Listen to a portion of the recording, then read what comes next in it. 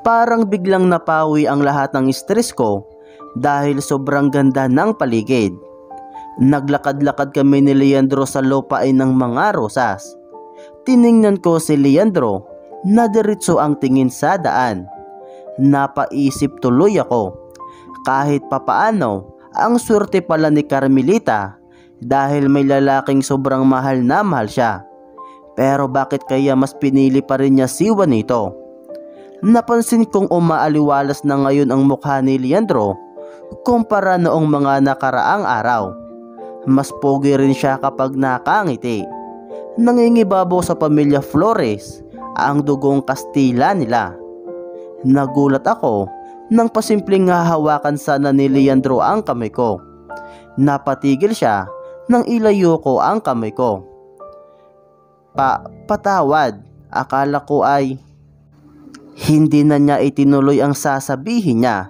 Akala niya siguro dahil pinatawad ko na siya ay sila na ulit ni Carmelita. Hindi pwede. Hindi ibig sabihin pinatawad ko na siya on behalf of Carmelita, pati ako masasali sa love story nila. Hindi ko naisip na lalo palang aasa tong si Leandro. Wala rin akong magagawa. Pansamantalang Carmelita ako ngayon. Napatigil ako nang maisip ko na kung magtatagumpay ako sa misyon ko, hindi ko na sila poproblemahin pa kasi makakabalik na ako sa panahon ko. Tama, think positive Carmela, you can do this. Magkakaroon ng happy ending sina Juanito at Helena. At may bonus pa, may happy ending din sina Carmelita at Leandro. Everybody happy. Ayos lang. Pero Leandro, ayoko na sana ng gulo. Magagalit sina ama at ina kapag nalaman nilang nakikipagkita ako sa ibang lalaki. Kaya hindi ko na natapos ang sasabihin ko dahil tumigil siya sa paglalakad at nagsalita. Malapit ang ating mga pamilya sa isa't isa. Hanggang ngayon ay nalalaman nilang matagal na tayong magkaibigan. Aking hihingin sana ang iyong kamay mo sa iyong mga magulang. Ngunit ikaw ay napuot sa akin ang iyong malaman na ako'y lilisan. Napahawak ako sa aking batok. Grabe, kung hindi lang siguro nag-inarte si Carmelita, sana sila pa rin ngayon ni Leandro. Hindi masasali pa sa eksena si Juanito at hindi sila mamamatay. Higit sa lahat, hindi rin sana ako nadamay at napunta pa sa panahong ito. Ngunit huwag kang mag-alala. Aking gagawin ang lahat upang tayo ay magkabalikan. Patuloy niya pa, dahilan para maging awkward na naman. Ngumiti na lang ako na parang napipilitan. Bakit ba direct to the point magtapat ng pag-ibig ang mga tao sa panahong to? Sa bagay, mas bitter naman iyon kaysa pabibi pero ang awkward talaga. Pumitas ng isang wet rose si Leandro.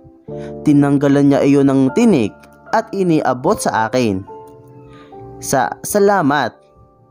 Iyon na lang ang sinabi ko. Ngumiti naman siya. Nagpatuloy kami sa paglalakad.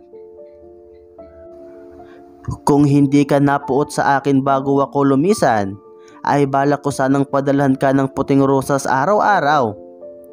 Sabi pa niya. Napakunot ang noo ko. Imposible namang makapagpadala ng flowers araw-araw. Napatigil ako nang ma-realize ko na mahilig pala sa wet rosas si Carmelita. Tumingin ako kay Leandro saka napangisi. Mukhang alam ko na kung paano ko malalaman ang mga hilig at buhay ni Carmelita. Napatikhim ako, saka pinaganda ko ang boses ko na para bang nakikipagkaibigan sa kanya. Leandro, kilalang kilala mo ba talaga ako? Tanong ko dahilan para mapangiti siya. Sa isip niya siguro, nagiging klingi na ulit si Carmelita. Oo naman mahal, Carmelita. Sabi nga nila, kapag mahal mo ang isang tao, ay iyong nababatid ang karamihan ng mahahalagang bagay tungkol sa kanya. Pagmamalaki niya, may pakyut pa siyang nalalaman. Sige nga, anong paborito kong ulam? Pinakbet, sagot niya. Seryoso? Hindi nga ako kumakain ng gulay eh. Vegetarian ata si Carmelita. Anong paborito kong lugar? Dito sa lupain ng mga rosas, sagot niya. Sa bagay, maganda naman dito pero para sa akin, mas maganda ang view ng lawa, ng luha at sa burol ng puno ng mangga. Anong hilig kong gawin? Iyong nakahiligan ang magbasa ng mga libro at magburda, sagot niya. Okay, so final na talaga. Pagbabasa at pagboborda ang hobbies ni Carmelita. Anong paborito kong sayaw? Napaisip naman siya sa kangumiti. Karinyosa at tinikling. Nanlaki ang mga mata ko. What? Oo nga pala, hindi pa uso ang mga hip-hop sa panahong ito. Hilig pa man din namin ni Jenny sumayaw ng hip-hop every weekend. Anong paborito kong laro? Huwag mo akong isahan. Ikaw ay hindi mahilig maglaro. Madalas ka lamang nananatili sa inyong tahanan. Tawan niya dahilan para matawa ako. Akala niya pinagtitripan ko siya pero ang totoo, malay ko kung taong bahay talaga si Carmelita. Saan ako takot? Ikaw ay takot na mawala ako. Sagot niya sabay tawa. Natamimi ako. Uso na pala ang mga pick-up line sa panahon ngayon. Paumanhin, ako'y nagbibiro lamang. Ikaw ay takot sa mga hayop at sa mga insekto. Ngiti niya, sagot niya. Buti naman, kahit papaano ay may bagay din pala na pareho kami ni Carmelita. Magsasalita pa sana ako, kaso nagulat ako nang matanaw ko si Angelito mula sa hindi kalayuan. Naglalakad siya papalapit sa amin. May nakasunod sa kanyang 2 gwardya personal. Huli na para magtago dahil nakita na niya ako. Kami pala, OMG. Magpapanik sana ako pero naalala ko na alam naman na niya ang totoo at ang oplan tigil kasal namin ni Juanito. Ngumiti at kumaway ako sa kanya pero hindi siya ngumiti pabalik. Akala ko babati na kami. Aasarin ko pa naman din siya kay Teresita. Magandang hapon, Ginoong Angelito. Sabay naming bati ni Leandro sa kanya. Tumango lang si Angelito. Ginagalang talaga ang pamilya Alfonso sa bayang ito dahil ang mga ninuno nila ang nagtatag at nagpaunlad ng San Alfonso. Binibining Carmelita, sumulat po sa akin ang aking kuya Juanito. Ipinapatanong niya kung bakit hindi ka raw po tumutugon sa kanyang mga liham. Seryosong tanong ni Angelito. Mukha nga siyang 12 years old pero para na siyang adult kung magsalita at mag-isip. Napalunok ako sa kaba. Hindi ko naman pwede idahilan na wala akong load. Abala kasi ako sa maraming bagay. Wala akong oras sa ngayon tumugon sa mga liham. Sagot ko sabay ngiti. Sa bagay, tila kayo nga po ay abala sa mga oras na ito. Saad niya sabay tingin kay Leandro. Nagkatinginan kami ni Leandro. Baka sa mukha niya na gusto niya rin matawa dahil mukhang talo kami ng batang ito. Tumikhim si Leandro. Ano po palang ginagawa niyo rito, Ginoong Angelito? Tanong ni Leandro. Mukhang susungitan din siya ni Angelito. OMG. Ako po'y pinakiusapan ni Ina na pumitas ng mga bulaklak. Tugon ni Angelito. Mukhang wala na siyang balak ipaliwanag sa amin kung bakit siya pa ang pinapunta. Tumingin si Leandro sa dalawang gwardiya na kasama ni Angelito. Mabuti na lamang at may kasama kayong mga bantay. Mapanganib kung kayo'y nag-iisa sa lugar na ito. Wika ni Leandro. Inilagay ni Angelito ang kanyang dalawang kamay sa kanyang likod. Ginoong Leandro, kung hindi nyo mamasamain, panganib din po ang inyong aabutin sa oras na may makakita sa inyong dalawa rito. Saad ni Angelito, sabay tingin sa akin na parabang sinasabi niya na naghahanap na agad ako ng ipapalit sa koya niya. Bukod doon, ay nais ko rin pong ipaalala sa inyo na hindi pagmamay-ari ng inyong pamilya ang lupain ng mga Rosas. Patuloy ni Angelito. Napatingin ako kay Leandro. Siguro inaangkin ng mga Flores ang lupaing ito. Hindi nagsalita si Leandro. Tipid lang siyang ngumiti, saka nagbigay galang kay Angelito. Yumukod din at nagbigay galang si Angelito sa amin bago siya tumalikod at sumakay sa kanilang kalisa.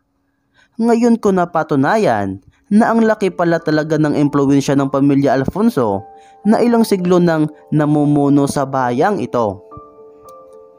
Kinagabihan, binasa ko ang 3 magkakasunod na sulat na pinadala ni Juanito.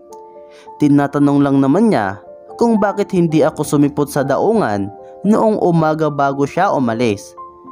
Napabagsak ako sa kama, saka sandaling natulala sa kisame. Umasa pa naman din ako na, "Ops, delete." Kinabukasan, inutusan kami ni Ina na pumunta ni Maria sa palengke sa kabilang bayan upang bumili ng tilang silk para sa kanyang pananahi. Si Maria lang ang pinagkakatiwalaan niya na bumili ng tilang iyon dahil magaling daw pumili si Maria. Samantala, sinama lang niya ako para raw hindi ako mabagot sa bahay. Pagdating namin sa kabilang bayan, nagulat ako nang makita si Leandro sa tindahan ng mga tila. Gosh, bakit siya nandito? Anong ginagawa mo rito? Gulat kong tanong sa kanya. Ngumiti siya at nagbigay galang sa amin ni Maria. Magandang umaga, mga bini-bini. Bati niya sa katumingin sa akin. Kumapit si Maria sa braso ko. Pasensya na, Carmelita, kung ikaw ay aking hindi nasabihan, sapagkat ibig ka raw sorpresahin ni Ginoong Leandro. Ngiti ni Maria. Nagulat ako nang bigyan ako ni Leandro ng white rose. Buti na lang, walang ibang tao sa loob ng tindahang pinasukan namin. Nagpasalamat na lang ako, saka kinuha ang rosas. Binigyan naman ako ni Maria ng kinikilig siya lok. Kinakabahan ako na baka may ibang makakita sa amin ni Leandro. Alam pa naman sa lugar na to na ipinagkasundo na ako kay Juanito. Agad kong tinago ang bulaklak. Huwag kang mag-alala, Carmelita. Madalas tayong samahan ni Ginoong Leandro kapag tayo ay lumalabas kung kaya't hindi na ito bago sa kanila. Sabi ni Maria. Oh, sobrang bodyguard namin si Leandro. Pagkatapos naming bumili ng tila, nagyaya si Leandro na magtanghalian kami sa isang kilalang kainan sa bayang ito. Ang saya nito i-post sa Instagram. Ano ang iyong napiling putahe? Tanong ni Maria kay Leandro. Napangiti si Leandro, sabay tingin sa akin. Walang iba kundi ang paborito ng aking mahal. Tugon niya at kinindatan ako. Weird. Sasabihin ko sanang ang creepy niya, pero dumating na ang serbidora at inilapag sa misa namin ang isang plato ng pinakbit. Carmelita, hindi ba't paborito mo ito? Ang lahat ng tungkol sa iyo ay sariwa pa rin sa puso't isipan ni Ginoong Leandro. Ang ngiti ni Maria saka sinagi ako. Mukhang magkasabuat sila. Ngumiti na lang ako. Gusto ko sanang magtaray, kaya lang siguradong kukurutin ako ni Maria. Paborito ko nga ito. Sagot ko sabay ngumiti ng pilit. Nilagyan ni Leandro ang plato ko ng pinakbit. Ang dami niya pang nilagay. Para sa iyo yan. Huwag mo hahayaang kumalamang iyong sikmura. Saad niya pa. Pinagsasabi nito. Naiintindihan ko na concern naman siya pero hindi kasi ako kumakain ng gulay. Napatitig na lang ako sa kabundok na gulay sa plato ko. Ikaw ay kumain na, Carmelita. Huwag ka nang mahiya kay Ginoong Leandro. Pang-asar pa ni Maria. Gosh, mukha ba akong nahihiya sa lagay na to? Kailangan kong mag-isip ng paraan. Hinawakan ko ang pisngi ko. May singaw ata ako. Aray! Napapikit ako kunwari sa sakit.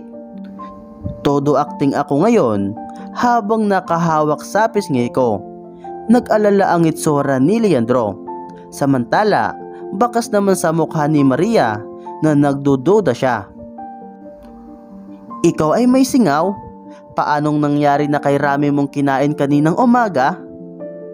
Nagdududang saad ni Maria sabay ngisi. Nilakihan ko siya ng mata. Dapat pala sinabi ko na lang na nagda-diet ako. Masama ba ang iyong pakiramdam, Carmelita? Nag-aalalang tanong ni Leandro. Baka ma-offend siya kapag hindi ko man lang tinikman itong pagkaing binili niya para sa akin. My goodness, ang dami ko ng sakripisyo dito. Napalunok na lang ako ng malalim. Gumaling na pala ang singaw ko. Sagot ko sa kaumupo ng maayos. Pikit mata kong sinubo ang kanin na may gulay. Hindi kami pinipilit ni Dad kapag ayaw namin ng ulam. Hindi kami kumakain ng gulay sa bahay. Kumusta? Iyo bang naibigan? Tanong ni Leandro. Tumango na lang ako sa kapilit ng ngumiti kahit may laman ang bibig ko. Paano ko tuloy paninindigan ang pagiging Carmelita kung araw-araw akong dapat kumain ng gulay? Nanghihina ako. Pagkatapos namin kumain ay napadaan kami sa tindahan ng mga accessories na pinuntahan namin noon ni Juanito, ang tindahan nila Aling Trinidad. Pumasok ako sa tindahan para kumustahin si Aling Trinidad pero naabutan ko ang isang matandang babae na hindi pamilyar ang mukha. Nasaan po si Aling Trinidad? Tanong ko sa payat na matandang babae na nagbabantay sa tindahang iyon. Napatigil siya sa pag-aayos ng mga paninda. Hindi mo ba nababalitaan, iha? Nagtataka niyang tanong. Napatingin siya kina Maria at Leandro na kasama ko. Ang alin po? Tanong ko. Halos 2 linggo na rin ang nakalipas nang magnakaw ang asawa ni Aling Trinidad ng isang sakong palay sa hacienda ng mga Monte Carlos. Sila ay tumakas. Hanggang ngayon ay pinaghahanap pa rin sila.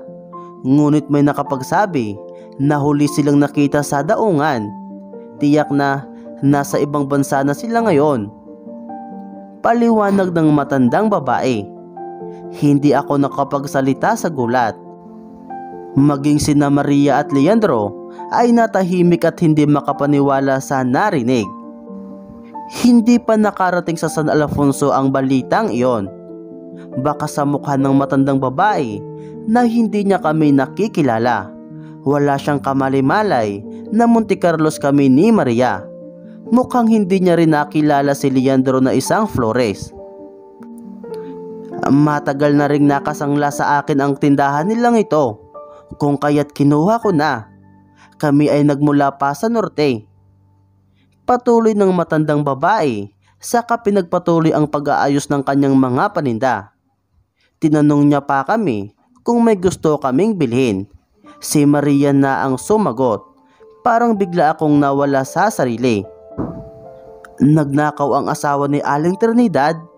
Pagkatapos ko pagbigyan ang pabor niya, siguradong masama ang loob ni Ama sa akin. Kaya pala hindi siya masyado natutuwa sa mga luto ko nitong mga huling araw. Akala ko pa naman hindi lang talaga masarap ang luto ko. Iyon pala, disappointed siya sa akin. Kinabukasan, nagising ako sa ingay ni Teresita. Nilalagay niya ang mga damit ko sa isang malita na gawa sa banig. Tampipe. Ganito ba ang malita noon? And fairness, ang ganda. Gising na po pala kayo, Bini-Bini. Inihanda ko na rin po ang inyong pampaligo bago tayo lumisan. Sabi niya habang abala sa pag-iimpake. Napakunot naman ang noo ko. Mukhang ipapaambush na naman ako ni Teresita kay Leandro. Napatingin siya sa akin at natawa. Huwag po kayong mag-alala, Bini-Bini. Nagkakamali po kayo. Wala po itong kinalaman kay Ginoong Leandro. Tawa niya. Mukhang nabasa niya ang tingin ko sa kanya. Tayo po ay magtutungo sa Laguna, sa inyo pong Tia Rosario. Patuloy ni Teresita. Nanlaki ang mga mata ko sa gulat. Mamimit ko na naman ang isang kapamilya na mukhang kilala ako. Siguradong magtatanong sila ng kung ano-ano. Wala na naman akong maisagot. Naalala ko na Rosario ang pangalan ng sinabi ni Ina na nagpapadala raw ng mga libro kay Carmelita. Paano na lang kung tanungin niya ako tungkol sa mga kwento or sa author ng isang libro? Gosh, kailangan kong gumawa ng paraan. Ayon kay Teresita, tanghali pa raw kami aalis, kaya nagpaalam muna ako kay Ina na pupunta ako sa Lawa ng Luha. Sumigaw ako ng sumigaw doon. As in pang horror film na sigaw hanggang sa mapaos ako. Nagbabad din ako sa tubig at 3 bisis na ligo. Bagay na pinagtaka ni Teresita pero hindi naman siya nagtanong. Mabuti na lang dahil effective ang ginawa ko, napaos ako. Yes.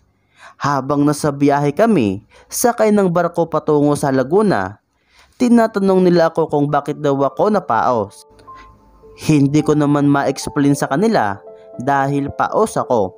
Ang talino ko talaga. Ilang araw din ang itinagal ng biyahe hanggang sa marating namin ang daungan ng Laguna. Malayo pa lang ay natatanaw na ang mansyon na tirahan ni Tia Rosario.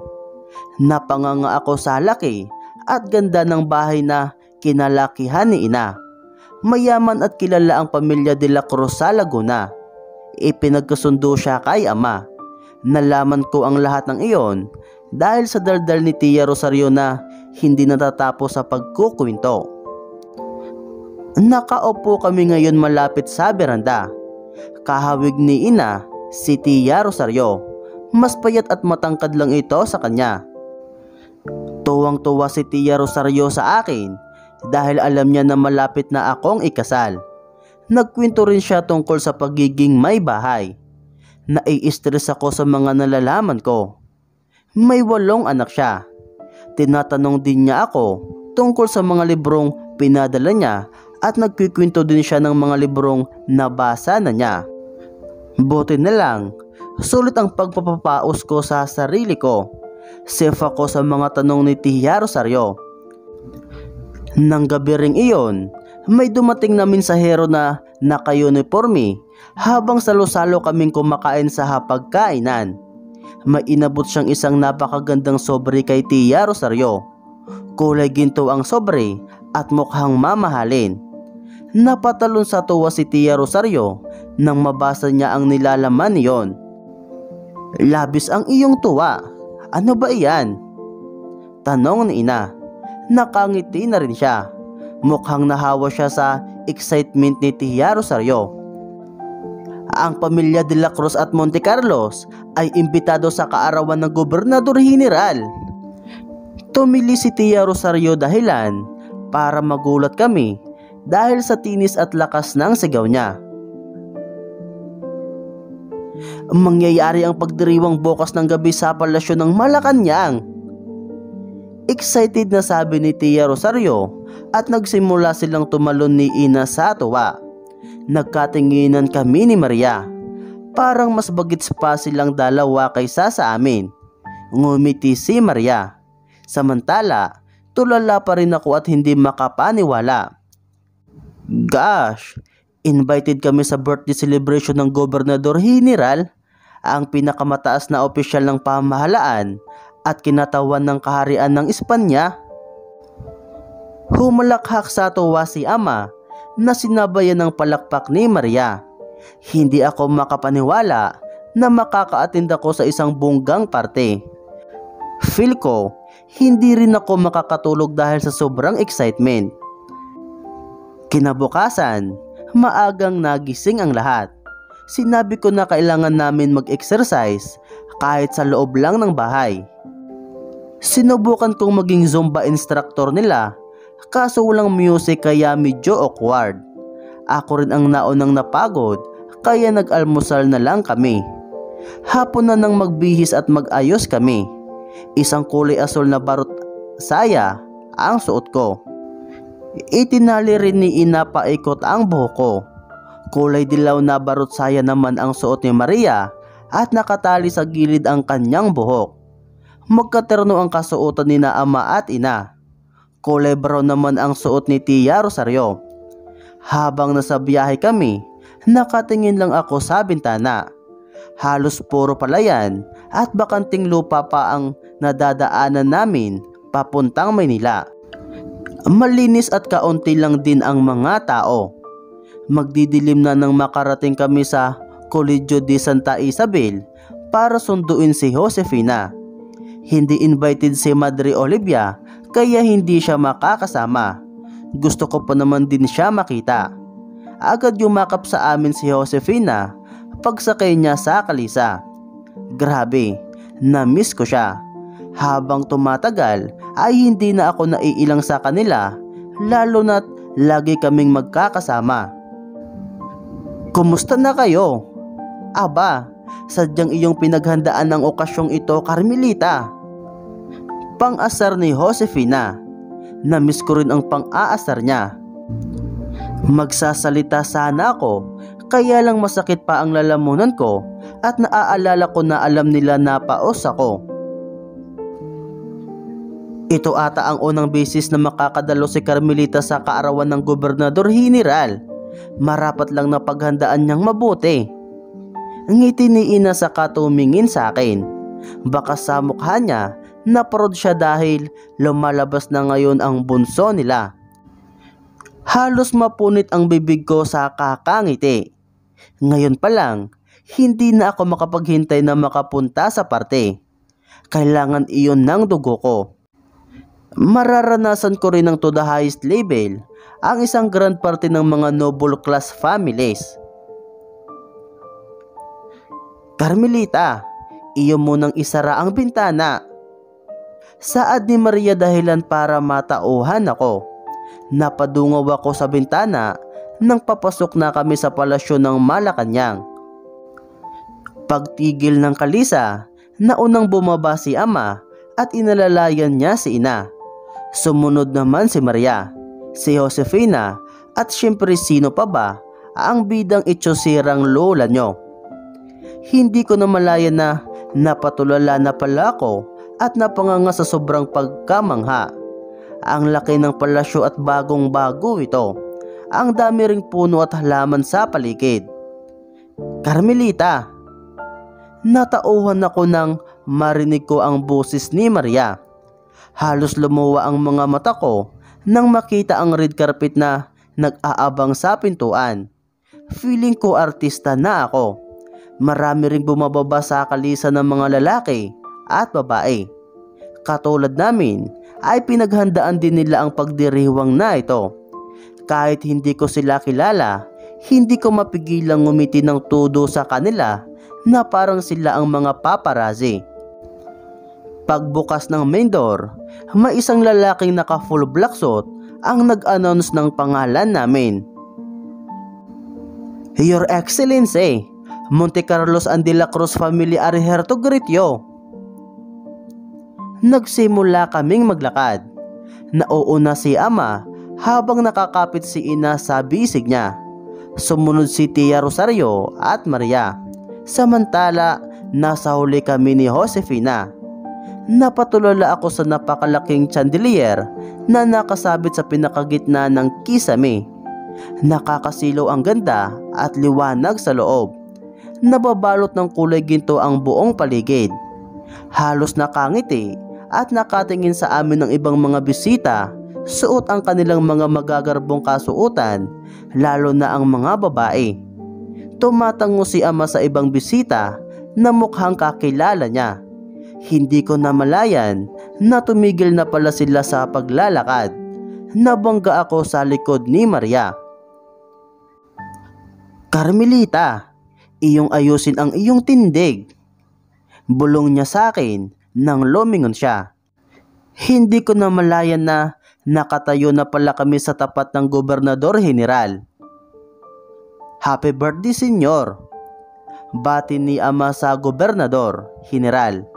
Matangkad, mistiso at puti na rin ang kanyang buhok at balbas. "Thank you for coming, Don Alejandro and family." Isa-isa kaming pinakilala ni ama sa Gobernador General at nagbigay galang kami. Kaso ayokong sayangin ang pagkakataong ito. Natitigan ang Gobernador General kaya tumingala ako. Nagulat ako nang bigla siyang tumingin sa akin at ngumiti. "Oh my gosh! Wrong move, Carmela." Mabuti na lang, kinausap pa siya ni ama kaya naging busy sila. Tumingin ako kay Josefina at nagkunwaring busy din ako kausap siya. Kahit nagguguluhan siya bakit ngumingiti-ngiti ako sa kanya. Nagsimula ng ihanda ang mga pagkain. Nanlaki ang mga mata ko sa daming pagkain na nilalagay sa pahabang misa. Presentation pa lang, nagugutom na ako. May mga roasted chicken, pork, beef, paella at marami pang iba. Habang kumakain kami, nag-ris ng toast ang Gobernador General. Tinaas din ng lahat ng bisita ang baso nila, kaya nakijoin din ako. May sinasabi ang Gobernador General sa wikang Kastila na hindi ko maintindihan. Tumawa ang lahat sa sinabi niya. Napatingin ako kina ama at ina, Tia Rosario, Maria at Josefina na tumatawa rin. Napatingin sa akin si Maria. "Bakit, Carmelita?" tanong niya. Napansin niya siguro na ako lang ang hindi natatawa sa sinasabi ng Gobernador General. Nagjujoke ata siya, kaso hindi ko naman maintindihan. "Ha? Wala naman." Sagot ko sabay tawa. Nakakatawa naman ang sinabi niya. Nakitawa na rin ako sa kanila. Napatingin sa akin si ina at ngumiti. Natutuwa siguro siya na mukhang nag-i-enjoy ako sa joke ng Gobernador General. Pagkatapos ng kainan, nagsalita ulit sa gitna yung Gobernador General. Gusto ko sanang bumulong kay Josefina at itanong kung anong nangyayari. Nagtatawanan na naman ang lahat ng bisita. Fik ko na tuloy ako. Kaya lang siguradong magtataka si Josefina dahil nakakaintindi ng Espanyol silang magkakapatid. Wala na akong nagawa kundi tumawa na lang kapag nakikita kong tumatawa sila. Maya-maya pa ay narinig na namin ang muling pagkumpas ng musika. Nagsitayuan ang ilan para sumabay sa indak ng orkestra. "Baile!" Excited na sigaw ng ilang bisita. At syempre hindi kami magpapahuli. Inaya kong sumayaw sa gitna sina Maria at Josefina. Habang sumasayaw ako, ay napahinto si Josefina at nagkatinginan sila ni Maria. "Carmelita, huwag ang mahalin na sayaw." Suway ni Josefina. Binigyan nila ako ng what ya doing look. Napatigil ako sa katumindig ng maayos. Nakalimutan ko na wala pala ako sa modern world. Kumimbot-kimbot pa naman ako kanina. Tumawa ako sa kasumayaw na lang ng hip-hop. Natawa si Maria, pero nagulat ako nang gayahin niya ako. Magrereklamo pa sana si Josefina pero pinilit siya ni Maria na gayahin ako dahil kakaiba raw ang inda ko. Kaya in the end, kaming tatlo habang nakasuot ng bonggang barot saya sa gitna ng isang grand formal party ay sumasayaw ng hip-hop. Halos kalahating oras din kami nagpakabaliw sa pagsayaw. Nakita naming sumasayaw din sina ama at ina at nagtatawanan din sila. Sa totoo lang, hindi ko mapigilang mapangiti sa tuwing makikita ko ang mga ninuno ko, ang pamilya ni Carmelita. Masaya at buo ang pamilya nila. Hindi nagtagal ay naging mabagal ang musika. Naghanap ng kanya-kanyang kapariha ang ilan.